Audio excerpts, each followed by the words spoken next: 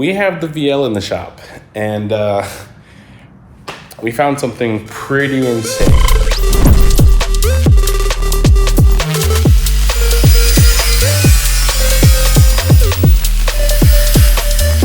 So I know for the past couple months, Jason hasn't been using this thing because it's been making a very That doesn't sound so bad. not happy noise. We have figured it out. Damn! Here on the shelf, we have our flex plate.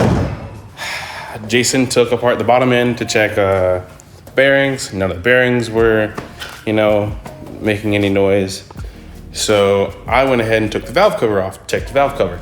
Valve cover, everything looks fine. So I didn't even think I was gonna get to it tonight. As you can see, it's dark outside. I was like, why not? I went ahead and pulled the transmission. And this is what we found. That is, those are loose flex plate bolts. The ones going to the torque converter were fine. They had what looked like Loctite on them. They were a little harder to get off. But those were really loose. I wanna say about half of them were hand tight. I pulled it all off, and we did have some slight damage to the flex plate, which is no bueno. As you can see here, there's a couple ridges from the bolts themselves, and the holes are no longer circular. They have a little wear and tear back and forth because, you got roughly 600 horsepower on 30 pounds of boost, rocking back and forth. So I'm gonna go ahead and order some new ARP bolts for the flex plate and get a new flex plate as well. So by the time we have lifts in, hopefully by the time we have lifts in, we should be able to put the transmission back in and hear this thing doing some mean burnouts at another event. So I'll get back to you guys on that. The next day. It's official. The car is officially on a lift. Went ahead and pulled our G-Force G101A. Gonna send that off to G-Force to get just a fresh over. That thing still has to come out. So that's gonna be great considering everything kind of needs to mock up generally the same as far as space, because we are limited as far as the balancer here to the fans. It's about an inch, and we're getting a bigger radiator, so kind of got to make sure it mocks up the same and nothing gets pushed forward or too far back, considering we're very close to the firewall as well. Other than that, a couple other things under here that need some attention.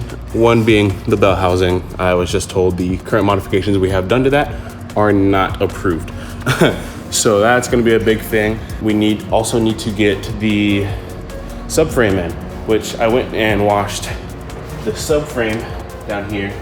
Looks fairly clean. Notes in case we have to do any minor modifications, considering that's a USDM subframe and this is not a USDM car. Have a lot of cleaning to do. Relocated our power steering cooler to the inside of the core support. Need to do the same for the oil cooler and also retain the fan, just so we have optimal cooling for the oil and it doesn't get too fizzy. As far as everything else goes under here, everything looks pretty nice. Nothing damaged beyond repair.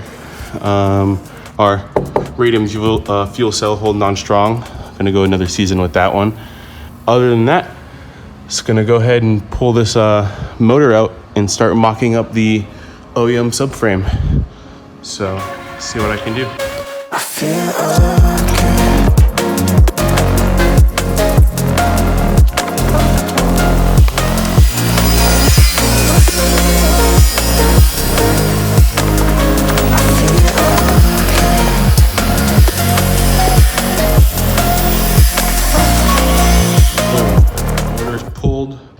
on the ground with it.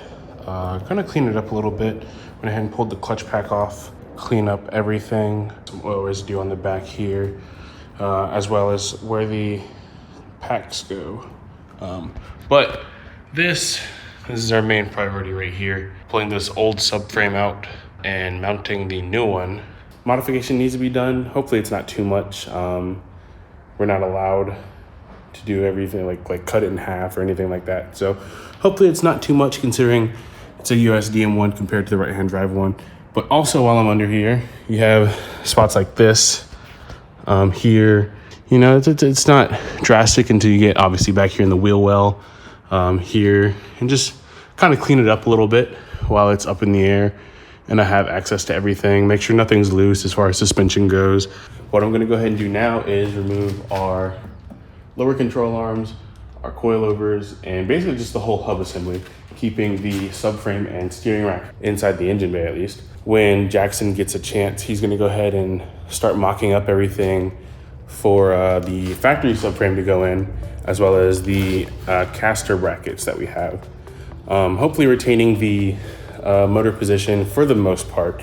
Might move an inch backwards, an inch forwards. It's not gonna be exactly perfect considering everything's different. While I'm in here as well, I'm gonna go ahead and pull the power steering lines and any other lines that are in the way or need to be modified. Since we're relocating the power steering cooler, but the power steering cooler is now on the inside of the core support, as well as the oil cooler needs to be moved on the inside as well. Gonna go ahead and manage all those lines, take them out, resize them if they need to be. I did my best to clean everything under here. I think I did a fairly decent job. Gonna keep these lines attached to the rack, but the lines that go to the power steering cooler, take those off. Other than that, that should be about it.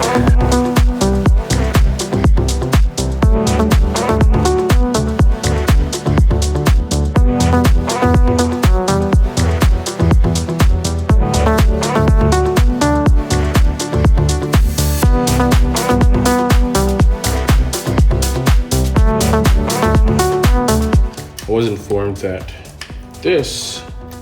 the oil pan gasket here was probably going to be the cause of most of our oil leaks last season. Also, while I'm down in here, just make sure there's no uneven or unusual wear. So Jason told me that the oil pan gasket here, or the sump gasket, was going to be the well, possibly one of the main reasons we had a lot of oil leaks. So I'm gonna go ahead and pull this thing off. Right there. That looks like where we were having most of our problems. It looks like sludge in this bitch. God damn. Basically is what I'm getting at. Shit. That doesn't look too bad, but it definitely looks like he used a lot of RTV. While we're in here, pretty clean. Here on the back side, it's pretty clean. Got some RTV buildup there. No abnormal wear. I mean, you got your side to side, but I mean, other than that, looks pretty fine. It'll pick up itself, looks like it's fine. Nothing, no RTV made its way in there. So, yeah, go ahead and clean this up with a razor and reseal it and put this thing back on.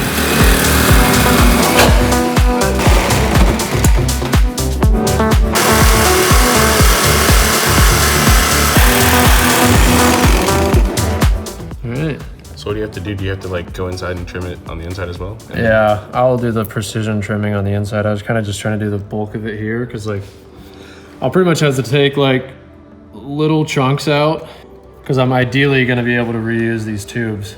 So if I can take like little by little until I can fit a plate between these existing tubes and the firewall, it might be a little time consuming that way, but I still think faster than just replacing the whole tubes, but we'll see. First step, regardless, was getting it off the shock tower. So, taking care of some much needed body work.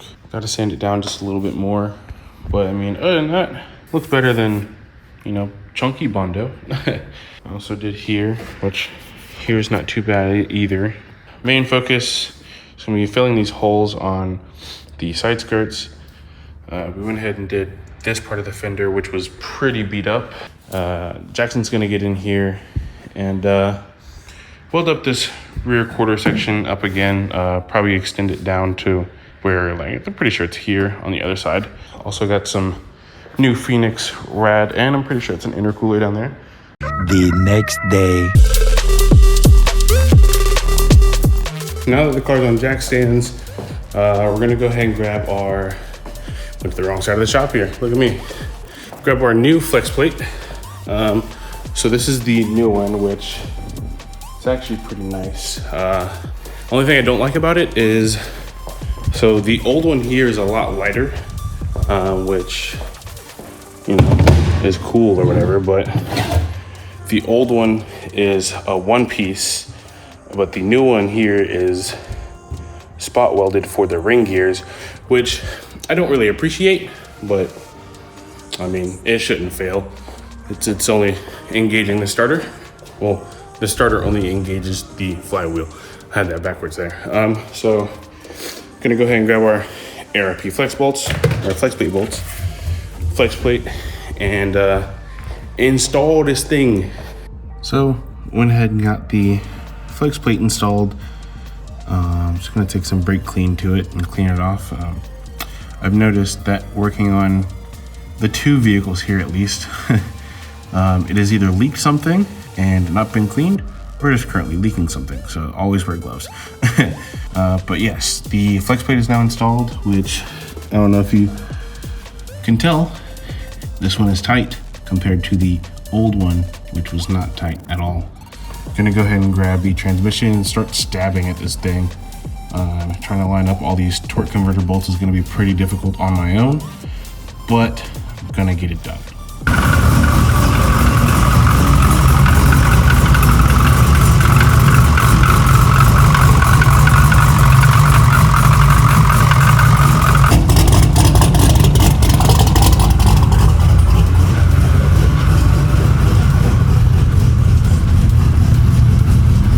So PSI 30 is all put back together, cleaned, gave it a little bath before I put it away, but it is going in the trailer until the season starts at least.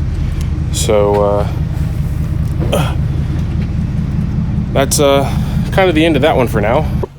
So I know this video has been a little all over the place. I know you got some of the wagon stuff, some of the VL stuff, but we do have our subframe. It finally goes in, steering rack goes on it, because we now have our WiseFab relocation kit. Shout out to those guys, got it to us fairly quickly. Jackson has been hard at work here on the roll cage. So now we have an entire section missing out of here. Just gonna weld a plate here and weld a plate on the inside, and we should be good to go as far as the roll cage goes. I know another downside we had was we reached out to QuickTime. We got a bell housing from them, an SFI approved one, which is what you need for FD. It's not really gonna work out just because it mounts to the Barra motor itself, but not to our G-Force dog box, which they said it could take anywhere from 6 to 8 weeks to make one, and we just don't have that time frame. So that's a huge, unfortunate mishap that we have on our end. So we're just gonna have to go ahead and make the bell housing loop. Same price, different effort, you know? Other than that, I did get a chance to get to the windows on the wagon. I'd never polished windows before, so they're not gonna be perfect, but they're about as good as I can get them to. The rear quarter here used to be torn apart. Jackson did a great job putting that back together. It's not perfect compared to the other side, but it looks better than what it was. It definitely looks better than what it was. We're also trying to get in touch with Haltech to kind of help us out, make a patch harness to work with the Link ECU, because ProSpec rules, you have to run a Link ECU, have to. There's no way around it. So that's one of the big jumps we're trying to make right now. But other than that, that's about it for this video. The wagon should be running by the end of this month. I hope it runs by the end of this month, because I would love to start it up for you guys. It sounds amazing. I know you guys already know that, but it's just awesome for me.